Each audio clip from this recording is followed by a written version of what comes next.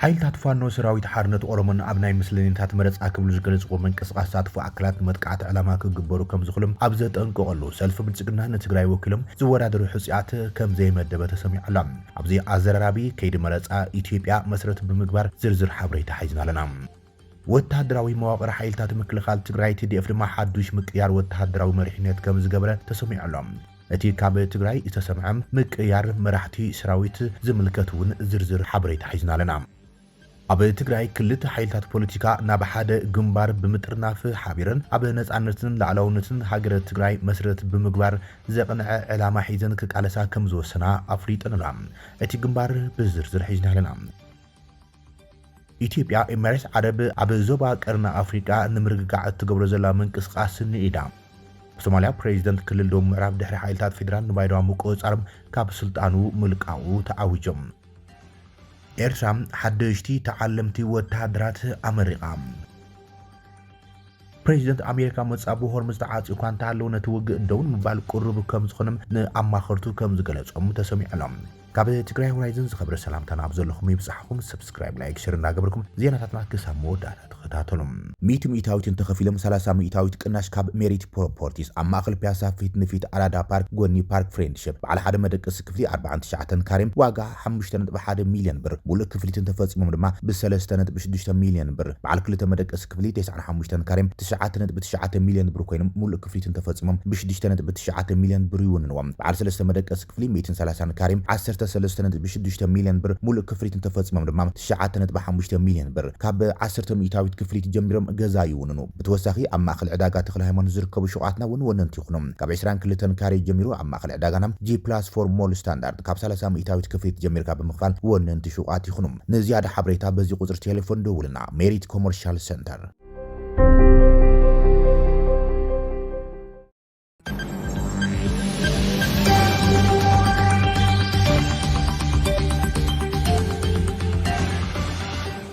ሓይልታት ፋኖን ሰራዊት ነፃነት ኦሮሞን ኣብ ናይ ምስልኔታት መረፃ ክብሉ ዝገለጽዎ መንቅስቓስ ሳትፎ ኣካላት ንመጥቃዕቲ ዕላማ ክግበሩ ከም ዝኽእሉም ኣብ ዘጠንቅቑሉ እዋን ሰልፊ ብልጽግና ንትግራይ ወኪሎም ዝወዳደሩ ሕፅያት ከም ዘይመደበ ተገሊጾም። ኢትዮጵያ ኣብ ዝመጽእ ግንቦት መበል 7 ሃገራዊ መረፃ ንምክያድ ኣብ ሰፋሕቲ ምድላዋት እያ ትርከብ። ኣብ ዝተፈላለዩ ዞባታት እታ ሰልፍታት ብኽትዕን ጎስጓስን እናተናሕንሖም ዘሎም ሃገራዊ ቦርድ መረፃ ናውጣታት ወይ ድማ ጣብያት መረፃ የዳሉ መረፅቲ ድማ ይምዝገቡ እዮም ዘሎም። ገዛ ሰልፊ ብልጽግና ኣብ ትግራይ ንሃገራዊ ባይቶ ይኹን ክልላዊ ቤት ምኽርን ሕፁይ ከም ዘቕረበ ዝርዝር ሕፁያት የመልክቶም። 6 ተቋምቲ ፖለቲካዊ ውድባትን ክልተ ጥምረት 101 ሕፁያት ተመዝጊቦም ኣሎም። ሰልፊ ብልጽግና ኣብ ሰልፍታት ኣብን ማለት እውን ኣምሓራ ብሔራዊ ንቅናቄ ከምኡን ኢዜማ የኢትዮጵያ ዜጎች ማህበራዊ ፍትህ ዝበሃል ዝወዳደሩሉም ልዕሊ 80 ዝኾኑ መንበራት ወከልቲ ህዝቢ ሕፁያት ከም ዘቕረበ ተረጋጊጾሎም። ኣብቲ ዝርዝር ሕፁያት ከም ዝርዮ ኣቦ መንበር ኣብን ዶክተር በለጠ ሞላ ከምኡን ኣቦ መንበር ኢዜማ ኣቶ ኢዮብ መሳፍንት ሕፁያት ኮይኖም ኣብ ዝቐረቡሉም ናይ መረፃ ክልላት ሰልፊ ብልጽግና ሕፁያት የቕርበን። ኣብን ካብ ፈጸምቲ ኣካላት 6 መረፃ ክቕርብ እንከሎም እዞም ፈጸምቲ ኣካላት ኣባላት ባይቶን ምዃን ኣብ ዝወዳደሩሉም ክልላት መረፃ ገዛ ሰልፊ ብልጽግና ኣብቲ ቦታ ሕፅያት የቕርበን ተባሂሎም። ኣብቲ ግንቦት 2018 ክካየድ ተወጢኑ ዘሎ 7ይ ሃገራዊ መረፃ ኢትዮጵያ 10919 ንፖለቲካ ሰልፍታት ዝውክሉን ብውልቆም ዝወዳደሩን ሕፅያት ቀሪቦም ኣሎም። እዚ ከም ኢሎም ከሎ እታን ልዕሊ 6 ዓመታት ኣብ ሃገራዊ ባይቶ ኢትዮጵያ ውክልና ዘይብላ ብስንኪ ኩናት ዝዓነወት ትግራይ ሕዙን ካብ ሃገራዊ መስርሕ ወፃኢ ኮይናላ።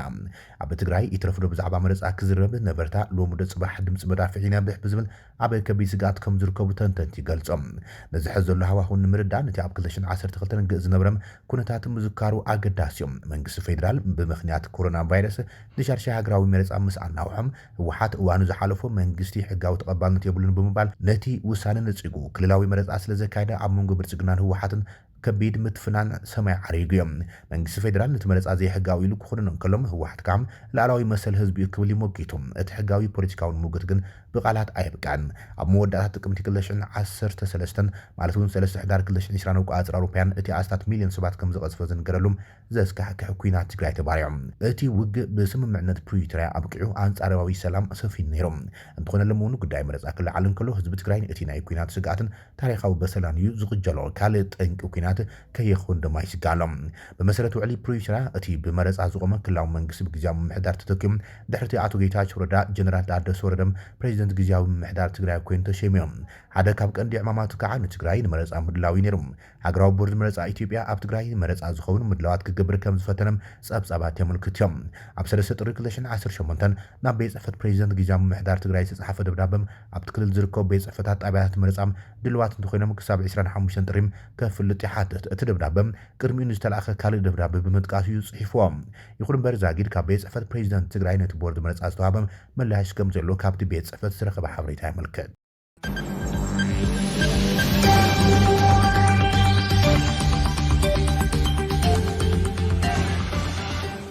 ወታደራዊ መዋቅር ሓይልታት ምክልኻል ትግራይ TDF-ን ሓዱሽ ምቅያር ወታደራዊ መኮንናት ከም ዝተኻየደ ተገሊጾም ኣብ መንጎ ትግራይን መንግስቲ ፌደራል ዘሎ ዘይምርዳእ እናገደደ ምምፁን ኣብ ውሽጢ ፖለቲካውን ወታደራዊ ጉጅለታት ትግራይ ድማ ብርቱዕ ምክፋል ምፍጣር ስዒቡ ህወሓት ሓዱሽ ወታደራዊ ኣወዳድባን ፖለቲካዊ ምሕደራን ከም ዝዘርግሐም ሬድዮ ዋዚማ ካብ ዝተፈላለዩ ምንጭታት ብዝገብረቶ ቃለ መሕትት ከም ዝረጋገፀት ጸብጺባላ ካብቶም ዝተገብሩ ሓደሽቲ ኣወዳድባታት ሓደ ድማ እቲ ሓይልታት ምክልኻል ትግራይ TDF ዝተወደበሎም ወታደራዊ ሰንሰለት ክኸውን ከሎም ሓድሽ መዋቅር ህወሓት ብዝኾነ መንገዲ ኣብ ዕድል ትክልል ወሳነ ክኸውን ዘኽእሎ ምዃኖም ምንጭታት ነጊሮም ኒላ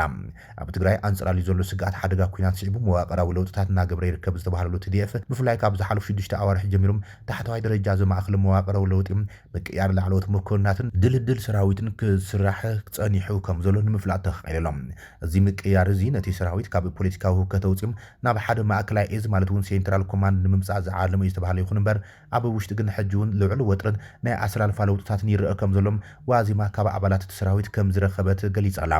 ከምቲ ዝፍለጥ ይብል ጸብጻብ ሓይልታት ምክልኻል ትግራይ ኣሰላልፋ ኣርሚታትን ስትራቴጂካዊ ቦታታትን እቲ ሰራዊት 4 ግንባራትን ብቁጽሪ ዝፍለጡ 12 ኣርሚታትን ዘለዎ ግንባር ሰሜን መቐመጢኡ ዓድግራት ዝገበረ ኣርማ 15 ኣብ ምብራቃዊ ዞባ ዝርከብ ኣርማ 10 ከምኡን ብኣንፈት ኢሮብ ዓድዋ ኣክሱምን ኣንፈት ሰሜን ምዕራብ ዝንቀሳቐሱም ኣርማ 11 13 17 ሒዙ ይርከብ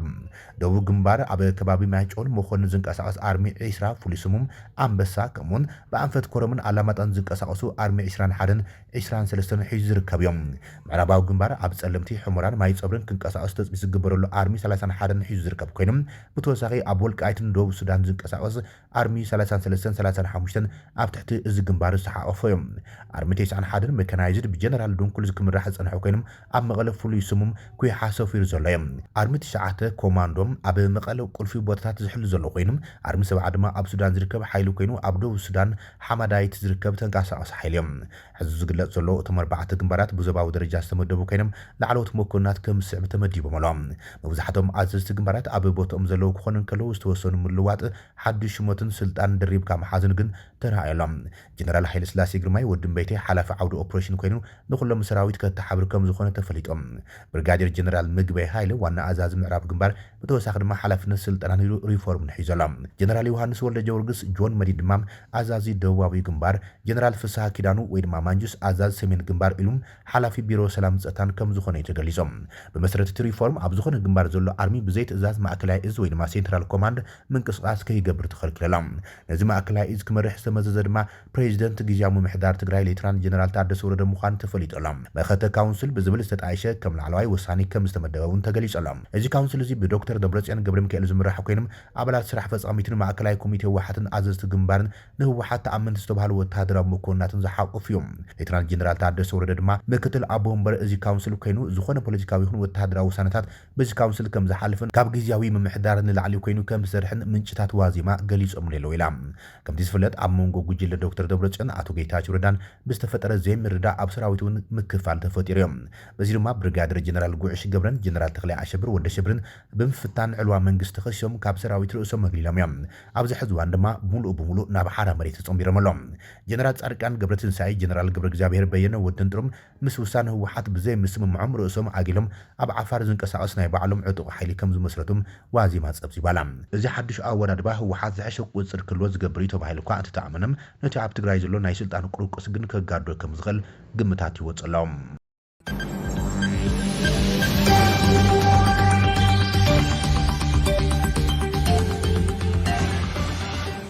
ክልተ ሓይልታት ፖለቲካ ትግራይ ሓበራዊ ግንባር መስሪተን ውድብ ሳልሳይ ወያነ ትግራይን ውድብ ናጽነት ትግራይን ኣብ ሓደ ግንባር ከም ዝመጽኣ ኣፍሊጠን ንመሰረተ ሃገረ ትግራይ ዘቕንዕ ዕላማ ዝተሓንገጣ ክልቲአን ውድባት ብናጽላ ክገብሮ ዝጸንሐ ብሄራዊ ቃልሲ ናብ ዝሐሸ ብርኪ ውዳበን ምስጋን ውሳንነት ኣለዎ ክብላ ኣብ ዘርግሑ ሓበራዊ መግለጺ ኣመልኪተን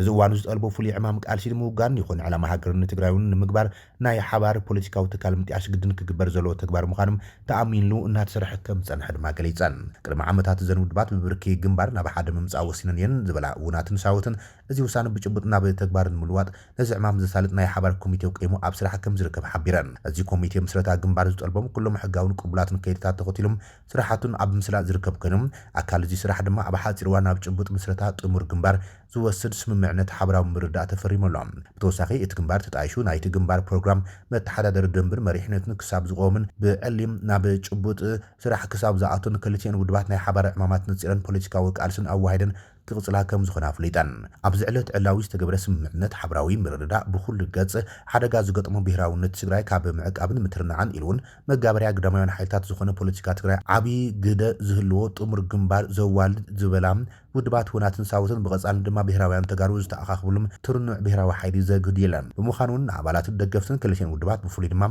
ንብሄራውያን ሓይልታትን ህዝብን ድማ ብሓፈሻ እንኳዕ ደስ በለና እናበላ ኣብ ከይዲ ቃልሲ ኣብ ጎኒ ዘን ውድባት ዘጣይሾ ጥሙር ግንባር ከም እትኾን ብምትማንም ክብላ ጻውዒ ተቕሪበን ኣለዋ እተን ክልተ ውድባት ፖለቲካ ትግራይ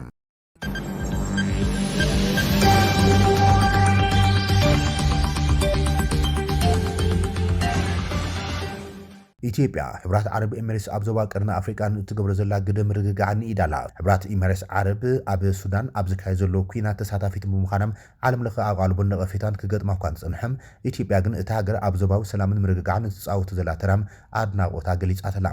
ብመሰረት ጸብጻብ ገልፍ ኒውስ እዚ ዝተገለጸ ዝሓለፈ ሶኒ ኣብ ኣቡዳቢ ኣብ መንጎ ኣቦ ወንበር ኮሚቴ ምክልኻል ውሽጣዊ ጉዳያትን ወፃእን ጉዳይ ፌደራል ሃገራዊ ቤት ምክሪ ሕብራት ኤሚሬትስ ዓረብ ዶክተር ዓሊ ራሽድ አልኖአሚን ኣምባሳደር ኢትዮጵያ ኣብ ሕብራት ኤሚሬትስ ዓረብ ጀማል በከር ዓብደላን ኣብ ዝተኻይደ ኣኼባ ክልቲኦም ወገናት ክልቲኣዊ ዝምድናታት ብምግምጋም ኣብ ዓበይቲ ዞባዊ ምዕባለታት ዘትዮም ምትሕባር ንምጥንኻርን ምርግጋዕን ምድንፋዕን ዘለዎም ሓበራዊ ተወፋይነት ደጊሞም መረጋጊጾም ብተወሳኺ ንዞባዊ ቅልውላዋት ፖለቲካዊ ፍታሕ ምድላይ ኣገዳሲ ምዃኑ ስሚሮምሎም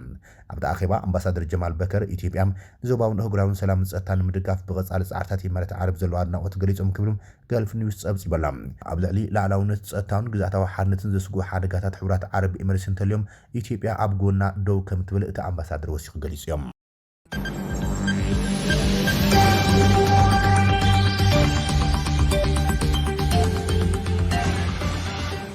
ኣብ ሶማሊያ ፕሬዚደንት ክልል ደቡብ ምዕራብ ድሕሪ ሓይልታት ፌደራል ንባይዶዋ ምቁፅጻሮም ካብ ስልጣን ለቂቖም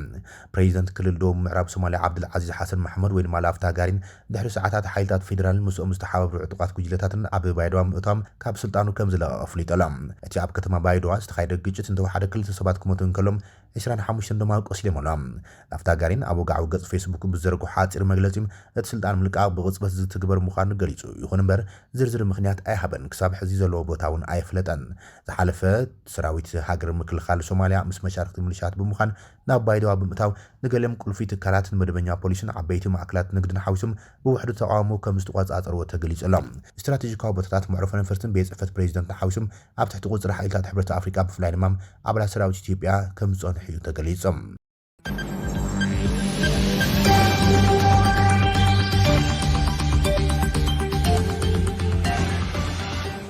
ኤርትራ ሓድሽቲ ተዓለምቲ ወተሃደራት ኣመሪቃላ ኣባላት መበለ 35 ለዙርያ ሃገራዊ ኣገልግሎት ሰራዊት ኤርትራ ተመሪቖም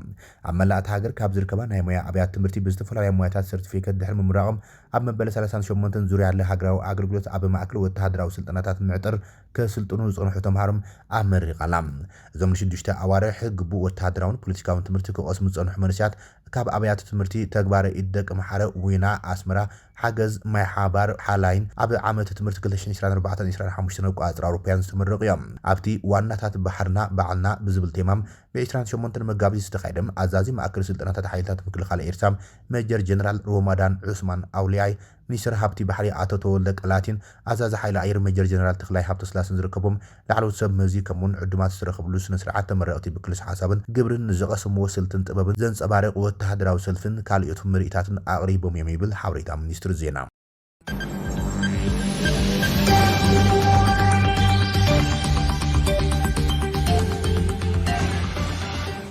ፕሬዚደንት ፕሬዚደንት ኣሜሪካ መጻቡ ሆርሙዝ ተዓጽዩ እኳ እንተሃለወ ነቲ ውግእ ደው ንምባሉ ምዃኑ ዎል ስትሪት ጆርናል ገሊጾም። ፕሬዚደንት ኣሜሪካ ዶናልድ ትራምፕ መስመር መጻቡ ሆርሙዝ ንምንቅስቃስ ተዓጽዩ እኳ እንተሃለወ ነቲ ውግእ ንምቁራጽ ፈቃደኛ ምዃኑ ዝሓገዝቱ ከም ዝገለጸሎም ዎል ስትሪት ጆርናል ጸብጺባላ። እታ ጋዜጣ ንበዓል መዚት ምሕደራ ብምጥቃስ ከም ዘስፈረቶ እቲ ፕሬዚደንትን ኣማኸርቱን ነቲ መጻቡ ንምኽፋት ዝግበር ወተሃደራዊ ስርሒት ነቲ ውግም ካብቲ ተታሒዙ ዘሎ ናይ ግዜ ገደብ ካብ 4 ክሳብ 6 ሰሙናት ንላዕሊ ከናውሕ ይኽእል እዩ ዝብል ገምጋም ከም ዘለዎ ሓቢሮም። ትራምፕ ዓቕሚ ሓይሊ ባሕርን እኩብ ሚሳይላትን ኢራን ብኸቢድ ድሕሪ ምዕናዎም ነቲ ዝካየድ ዘሎ ውግእ ብምቁራጽ ኢራን ነቲ መጻቡ ንኽትኸፍቶ ዲፕሎማስያዊ ፀቕጢ ንምግባር ይሓስብ ከም ዘሎ ተገሊጾሎም። ቀዳማይ ሚኒስትር እስራኤል ቤንጃሚን ኔታንያሁ ግን ምስ ኢራን ዝካየድ ዘሎ ኩናት መዓስ ከም ዝውዳእ ክዛረብ ከም ዘይኽእል ይገሊጾም። ቀዳማይ ሚኒስትር እስራኤል ቤንጃሚን ኔታንያሁ ምስ ኒውስ ማክስ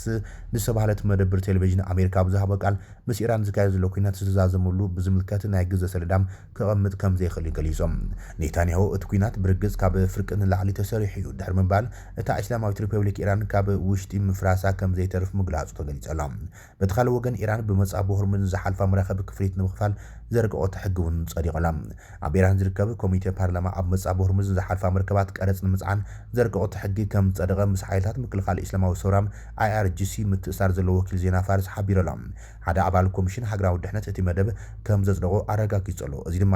መራኽብ ኣሜሪካን እስራኤልን ኣብቲ ወሽመጥ ከይንቀሳቐሳ ዝእግድዮም። ብመሰረት እቲ መደብ ኣብ ልዕሊ ኢራን ኣብ ዝተነበረ ማዕቀብ ዝተሳተፋ ካልኦት ሃገራት እውን ብተመሳሳሊ በቲ ወሽመጥ ከይሓልፋ ክኽልክላ እየን። ከም ጸብጻብ ወኪል AFP ኢራን ነቲ ሓዱሽ ስርዓት ክፍሊት ምስ ዑማን ብምትሕባር ከተተግብሮ ምዃና መንግስታዊ ቴሌቪዥን ተሃገር ጸብጺቦላ። እዚ ከምዚ ኢሉ እንከሎ ኣብ ማእኸላይ ምራቕ ዝካየድ ዘሎ ውግእ ስዒቡ ቁጽሪ ምዉታት ወሲኸላ። ቅድሚ 5 ሰሙን ኣሜሪካን እስራኤልን ኣብ ልዕሊ ኢራን ዝኸፈትዎ ውግእ ስዒቡ ኣብቲ ዞባ ዝሞቱ ሰባት ቁጽሪ ብሩእ ይወሲኸላ። ዝርዝር ጉዳያትን ብሃገራት ክንርኢ ከለና ኢራን መንበሪኡ ኣብ ኣሜሪካ ዝገበረ ትካል ተጣባቂ መስራት ሂራና ከም ዝገለጾም ውግእ ካብ ዝጅምር ንጀው 3492 ሰባት ተቐቲሎም ሆኖም ካብዚኦም እቶም 1574 ሰላማውያን ሰባት ክኾኑ ከሎም 236 ድማ ህጻናት እዮም። ኣብ እስራኤል ማጋን ዴቪድ ኣዶም ዝተባሃለ ትካል ኣምቡላንስ እስራኤል ውግእ ካብ ዝጅምር ሒዙ ካብ ኢራን ብዝተተኮሰ ሚሳይል 19 እስራኤላውያን ከም ዝተቆተለ ፍሊጦሎም። ሰራዊት እስራኤል ብወገኑ ኣብ ሊባኖስ 9 ወተሃደራቱ ከም ዝተቆተለ ገሊጾሎም። ሚኒስትር ጥዕና ሊባኖስ ከም ዝሕብሮ ድማ 124 ህጻናት ሓዊሱ ብጠቕላላ 1247 ሰባት ከም ዝተቆተሉ ፍሊጦም። ኣብ ሃገራት ወሽመጥ ብድምር 24 ሰባት ከም ዝተቆተሉ ዝተገለጸ ኮይኑ መብዛሕትኦም ኣባላት ጸጥታን ናይ ወጻኢ ሃገር ሰራሕተኛታት እዮም። ካብዚኣቶም 11 ሰባት ኣብ ሕብራት ኤሚሬት ዓረብ፣ 7 ሰባት ኣብ ኩዌት፣ ኣብ ኦማን፣ ስዑድ ዓረብን ባህሬን ድማ ኣብ ንብስ ወከፍ ሃገር ክልተ ሰባት ከም ዝተቆተሉ እዩ ተገሊጹ ዘሎ።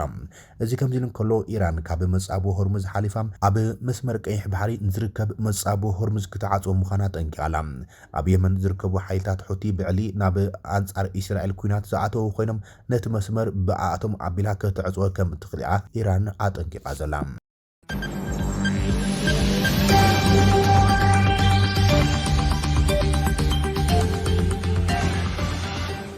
ክቡራትን ፍትዋትን ተኸታተልቲ ዜናታትና ንሰዓት ዝብልናይ መሓደሽቲ ምዕባለታትን እዋናዊ ዜናታትን ዛዚምና ንምክትታልኩም ነመስግን። ሰላም።